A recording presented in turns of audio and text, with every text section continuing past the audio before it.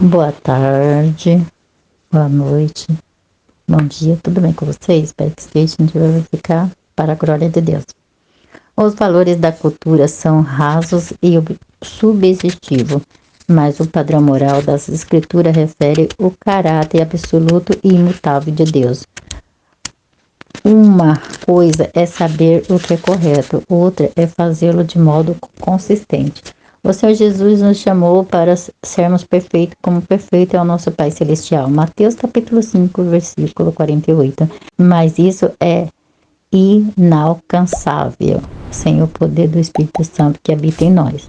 O Sermão do Monte descreve o comportamento que Jesus esperava de cada um dos seus discípulos, que são também os cidadãos do reino de Deus. Talvez uma rápida análise do sermão ajude a demonstrar sua reverência para nós no século XXI. O caráter cristão. Capítulo 5, versículo 12. As bem-aventuranças enfatizam 8 principais sinais da conduta e do caráter cristão, especialmente em relação a Deus e aos homens, e as bênçãos divinas que repousam sobre aqueles que externam estes sinais. A influência do cristão, capítulo 5, versículo 13 ao 16. As duas metáforas do sal e da luz indicam a influência que o cristão deve exercer para o bem na comunidade, e tão somente se mantiver o seu caráter distinto conforme descrito nas bem-aventuranças. A justiça do cristão, capítulo 5, versículo 17 ao 48, qual deve ser a atitude do cristão para com a lei moral de Deus. Ficaria a lei propriamente dita e abolida na vida cristã, como estranhamente afirmam os advogados da filosofia da nova moralidade da escola dos não, mas sobre a lei, não, Jesus não tinha vindo para abolir a lei e os profetas, mas sim, conforme disse, ele para cumpri-los. E mais chegou a declarar que a grandeza do reino de Deus se media pela conformidade com o ensinamento morais da lei e dos profetas, e que até mesmo entrar no reino era impossível sem uma justiça maior do que a dos escribas e fariseus. Capítulo 5, versículo 17 ao 20. Então Jesus deu 6 ilustrações nessa justiça cristã melhor. Capítulo 5, versículo 21 ao 48, relacionado com o homicídio, com o adultério, com o divórcio, com o juramento, com a vingança e com o amor. Em cada acontece ouviste que foi dito, eu, porém, vos digo, rejeitou a acomodada tradição dos escribas, e afirmou a autoridade das escrituras do Antigo Testamento e apresentou a discorrência plena e exata da lei moral de Deus. A piedade cristã, capítulo 6, versículo 1 ao 18, em sua piedade ou devoção religiosa cristã não deve ser incomodar nem com o tipo hipócrita dos fariseus, nem com o formalismo mecânico dos pagãos. A piedade cristã deve se destacar-se acima de tudo pela realidade e pela sinceridade dos filhos de Deus que vivem na presença do seu Pai Celestial. A ambição do cristão, capítulo 6, 19 a 34. O mundanismo do qual o cristão deve fugir pode ter aparência religiosa ou secular. Por isso devemos ser diferentes dos não cristãos, não apenas em nossa devoção, mas também em nossas ambições. Isso modifica especialmente a nossa atitude para com a riqueza e os bens materiais. É impossível adorar a Deus e o dinheiro. Temos de escolher um dos dois. A pessoa do mundo está preocupada em buscar do alimento, da bebida, do vestuário. Os cristãos devem ficar livres dessas ansiedades materiais e centralizadas em um lugar.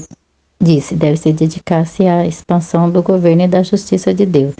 É o mesmo que dizer que a nossa ambição suprema deve ser a glória de Deus, e não a nossa própria glória, nem mesmo o nosso próprio bem-estar material.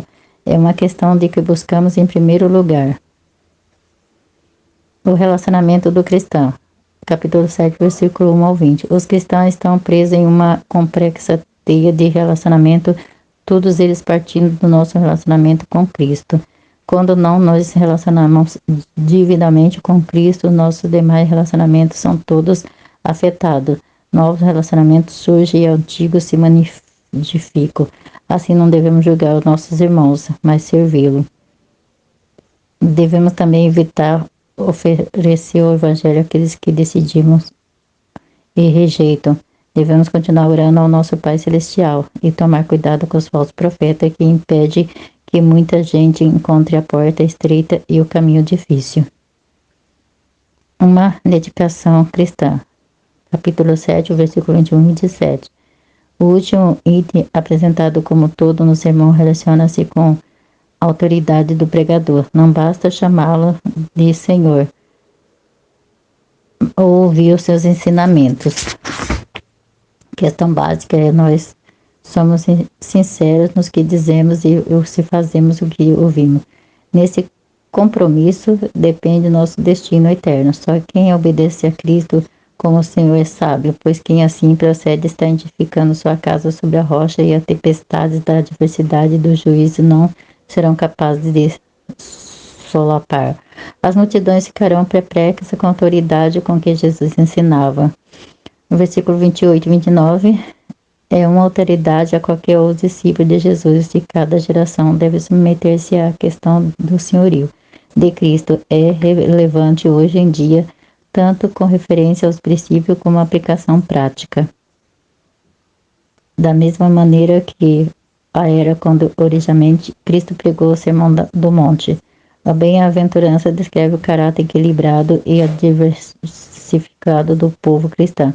Não existe 8 grupos separados, distintos de discípulos, alguns dos quais são mansos, enquanto outros são misericordiosos, outros ainda chamados para suportar perseguições. São antes 8 qualidades do mesmo grupo de pessoas que, ao mesmo tempo, são mansas e misericordiosas e humildes de espírito, e limpas de coração e choram e têm fome, são pacificadoras e perseguidas. Além disso, o grupo que existe, esses sinais, não é um conjunto elitista, é uma pequena autocracia espiritual distante da maioria dos cristãos. Pelo contrário, a bem-aventurança são especificações dadas pelo próprio Cristo quanto ao que cada cristão deveria ser. Glória a Deus, oremos. Pai amado, Pai misericordioso, grande Deus, abençoando, meu Pai, essas pessoas, ajuda elas a vencer, ajuda elas a ter uma vida contigo, uma vida correta, uma vida, meu Pai, de paz e alegria.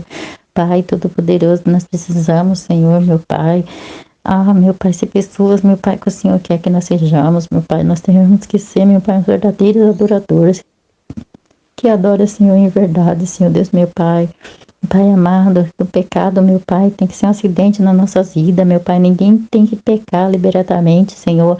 Quando nós estávamos no mundo, nós pecávamos sim, porque nós queríamos, mas quando nós conhecemos a Tua palavra, meu Pai, a gente não pode pecar mais. A gente temos, meu Pai, que pedir ajuda para o Senhor e não pecar mais, Senhor Deus, meu Pai, desse jeito, porque, meu Pai, a gente prendemos o Senhor na cruz de novo, meu Pai. A gente voltamos, Senhor Deus, meu Pai, a tomar o pó do vômito, meu Pai. Pai amado, Pai misericordioso, é a mesma coisa dar um banho, Senhor Deus, meu Pai, na porca, a porca voltar novamente a se enrolar, Senhor Deus, meu Pai, no chiqueiro. Pai, é claro, Senhor Deus, meu Pai, que tem, Senhor Deus, meu Pai, a libertação, Senhor Deus, meu Pai. Cada dia que vai passando, a gente vai se libertando de algo, mas não que vai fazendo mais pecado, amontoando pecado, não. A gente vai se libertando daquilo que nós já saímos do mundo com Ele e já chegamos à Tua casa, Senhor. Pai, até nós chegar a ser perfeito, Senhor Deus, meu Pai, pela Tua palavra, Senhor. Pai amado, nos ajuda, nos abençoa, meu Pai, é o que eu te peço, meu Pai, te agradeço em nome de Jesus. Fique todo na paz do Senhor Jesus.